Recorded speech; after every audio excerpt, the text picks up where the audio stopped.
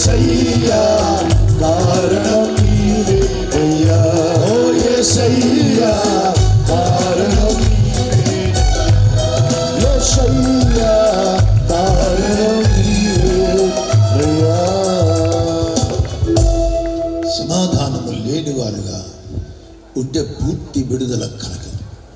యేసయ్య అన్నాడా, నీ విశ్వాసం స్వస్థపరిచింది కానీ పూర్తి స్వస్థత కలగదు.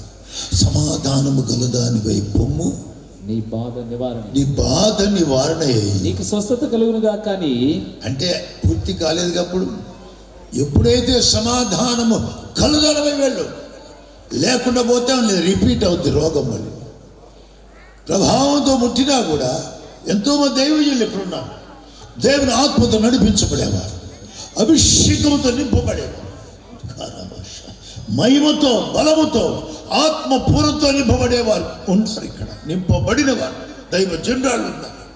ప్రార్థన చేస్తే కార్యాలు అవుతాయి కానీ పూర్తి కాదు. ఎందుకు అర్థం కాదు.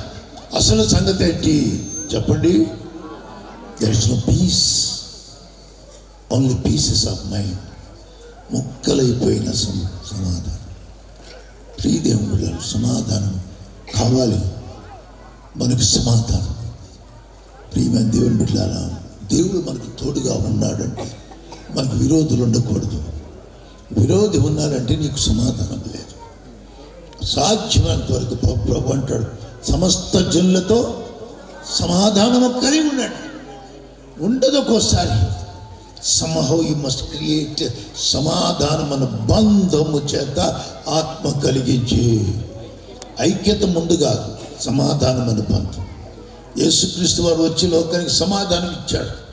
నా సమాధానం మీకు ఇస్తున్నాడు. లోకం ఇచ్చినట్టు కాదు, మేలు చేయబోతున్నాడు దేవుడు ఈ రాత్రి. ఈరోజు నేను చెప్తే చాలామంది లేస్తారండి. సమాధానం లేనివారు కళ్ళు మూసుకున్న తర్వాత ప్రార్థన లేపితే చాలామంది లేస్తారు. వారి కొరకు మేము ప్రార్థన చేస్తాం. ఇక్కడ దైవజనులు ఉన్నారు, ప్రార్థన చేయబోతున్నారు. ప్రియ దేవుని బిడ్డలారా, మీ అందరి కోసం ఎంత రాత్రి ఎంత ప్రార్థన చేస్తాను. మాకు కష్టమేమి లేదు. మేము కూర్చునైనా నిలబడైనా ప్రార్థన చేస్తాం. మీకు విడుదల కలిగే వరకు ప్రార్థన చేస్తాం. సమాధానం పొంది వెళ్ళాలి. ఇక్కడి నుంచి మంచి మందిరం దేవుడు ఇచ్చింది. సమాధాన కర్త అయిన దేవుడు ఇక్కడ నివాసం చేయబోతున్నాడు. దేవునికి స్తోత్రం. హల్లెలూయా. కనుక ప్రియమైన దేవుని బిడ్డలారా, ఇక్కడ వాక్యం ఏమనుంది?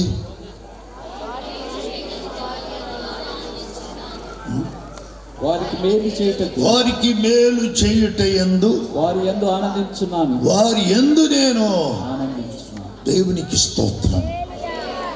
God pleases to do good things, good tidings. మన జీవితంలో మంచి మేలు చేసే దేవుడు ఆయన. దేవునికి స్తోత్రం.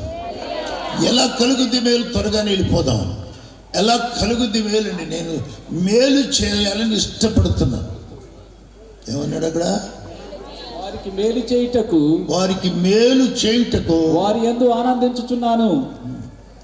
దేవుడు దేవుడు ఆనందిస్తాడంటండి. కీడు చేసే దేవుడు కాదు, ఆయన మేలు చేసే దేవుడే. ఏనాడు ఎప్పుడు కీడు తలపెట్టడు. కీడు మనం తెచ్చుకుంటాం, కానీ దేవుడు మేలు చేస్తాడు.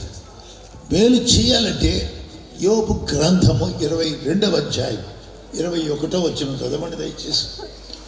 యోబు గ్రంథం 22:21. I think so.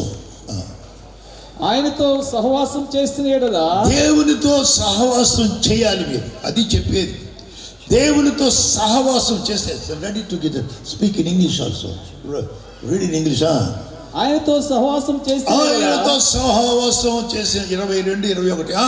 నీకు సమాధానం కలుగును. నీకు సమాధానం. అక్కడ ఉంచండి. సహవాసము లేకుండా సమాధానము రాదు. దేవునికి స్తోత్రం చెప్తారా? Fellowship with